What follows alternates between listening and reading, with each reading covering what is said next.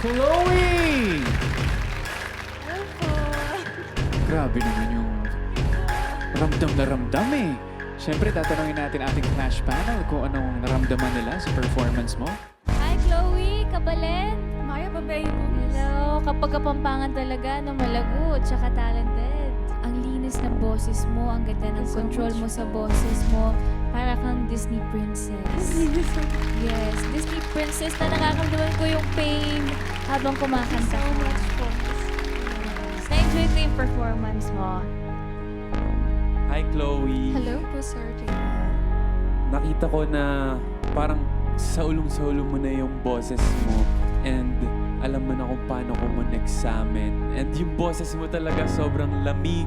Nakita ko lang na parang may konting hold back pa. So, feeling ko sa next performance mo, i-give mo na lahat. Kasi stage mo to eh. Kumbaga parang concert mo to. So, ipakita mo na lahat sa amin.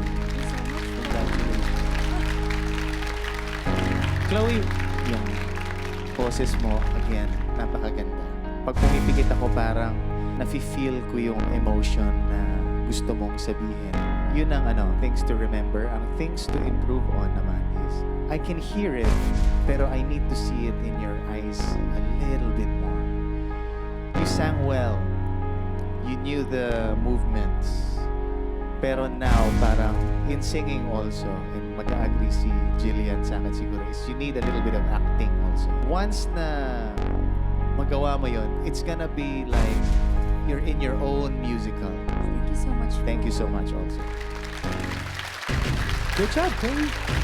At syempre, maraming salamat sa ating Clash panel at sigurado naman ako na desidido na si Jeric na pahirapan kayong mag-decide later. Malalaman natin yan sa pagbabalik ng The Clash Teens, isa laban sa lahat!